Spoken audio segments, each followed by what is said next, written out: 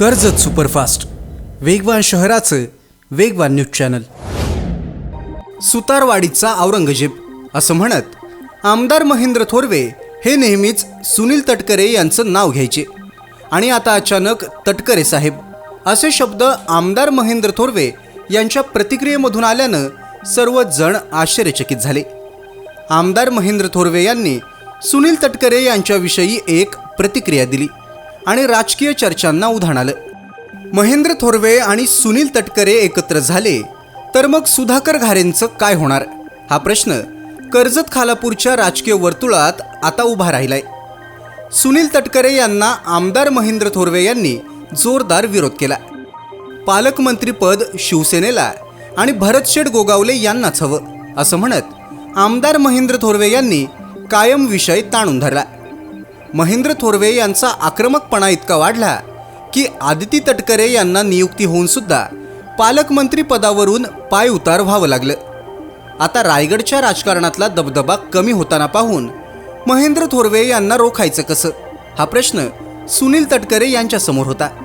महेंद्र थोरवे यांना राजकीयदृष्ट्या खच्ची करायचं असेल तर त्यांच्या तोडीस तोड नेता तयार करावा लागेल आणि त्यासाठी सुधाकर घारे यांना पुढे करण्यात आलं.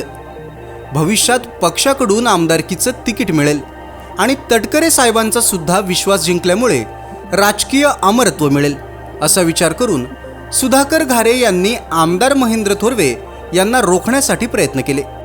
महेंद्र थोरवे आणि सुनील तटकरे या वादानंतर सुधाकर घारे आणि महेंद्र थोरवे हा वाद सुद्धा राज्याच्या राजकारणात चर्चेचा विषय बनला.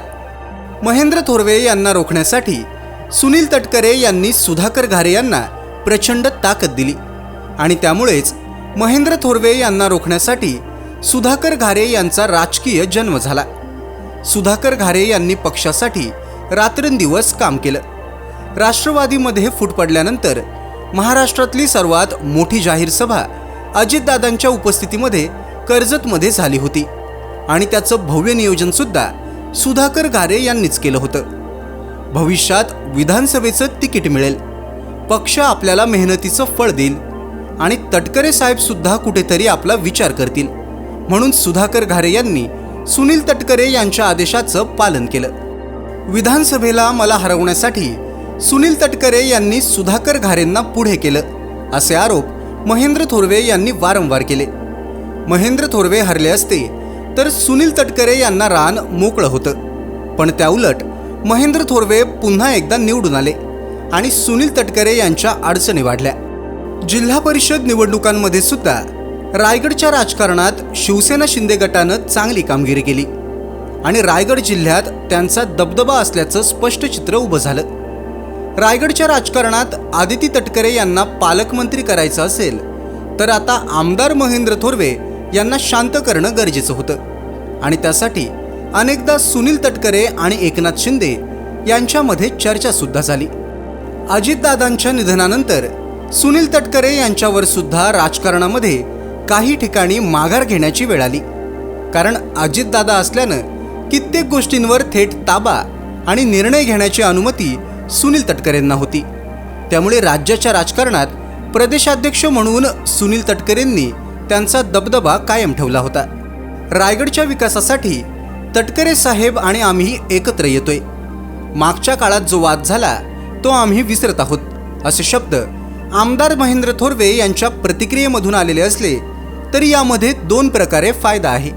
आता स्वतः पुन्हा खासदार व्हायचं आणि आदिती तटकरे यांना मंत्री करायचं म्हणजे स्थानिक पातळीवर रायगडमध्येच दुश्मनी घेण्यात अर्थ नव्हता. कुठेतरी वादाला पूर्णविराम देऊन शिवसेनेच्या मदतीनं रायगडमध्ये वर्चस्व कायम ठेवण्यासाठी सामंजस्याची भूमिका घेण्याचा निर्णय रायगडच्या राजकारणात घेतलेला दिसला. 2029ला पुन्हा एकदा आमदार आणि मंत्रिपदापर्यंत झेप घेण्यासाठी राजकारण सेफ करावं लागणार होतं. सुनील तटकरेंना विरोध केल्यास ते सुधाकर घारेंना ताकद देणार आणि मग घारे जीवाचं रान करून मतं फोडणार आणि त्याचा फटका आपल्यालाच बसणार, हे महेंद्र थोरवे यांच्या सुद्धा डोक्यात होतं. केवळ सुनील तटकरेंना जोरदार विरोध केल्यामुळेच मतदारसंघात महेंद्र थोरवे यांच्या विरोधात कोणीतरी मोठा नेता तयार झाला, हे आता स्पष्ट चित्र होतं. रायगडमध्ये आपण एकत्र काम करू अशी चर्चा वरिष्ठ पातळीवर झालेली असली तरी प्रत्येक नेत्याचा त्यामध्ये राजकीय स्वार्थ आहे. कर्जत खालापूर मतदारसंघात माजी आमदार सुरेश लाड हे सुनील तटकरे यांचे जवळचे मित्र होते. तरी सुद्धा राजकारणात दोस्ती दूर सारत सुरेश लाड यांच्यावर काय अन्याय झाला आणि तटकरेंनी काय राजकारण केलं, अशा चर्चा आजतागायत मतदारसंघात रंगत असतात. अगदी जवळचे मित्र असणाऱ्या सुरेश लाड यांच्याशी असलेल्या मैत्रीत सुद्धा सुनील तटकरेंचं राजकारण येऊ शकतं. तर सुधाकर घारेंचं विशेष काय? कुठेतरी विधानसभेच्या तिकिटाचं आमिष दाखवून आणि महेंद्र थोरवे यांना राजकीयदृष्ट्या संपवण्यासाठी सुधाकर घारे यांचा वापर करण्यात आलाय का, हा सुद्धा चर्चेचा विषय बनलाय.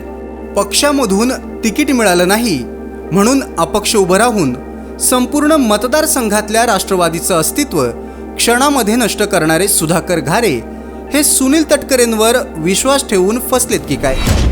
सुधाकर घारे यांचा फक्त वापर करून घेतलाय का? एकीकडे टोकाचा वाद असणारे हे दोनही नेते एकत्र झालेच कसे? सुधाकर घारे यांना अंधारात ठेवून तटकरेंनी महेंद्र थोरवे यांच्याशी हातमिळवणी कशी केली? पक्षाकडून संधी मिळवून आमदार होता येईल या एका स्वप्नानं सुधाकर घारे हे सुनील तटकरे यांच्यावर विश्वास ठेवत गेले.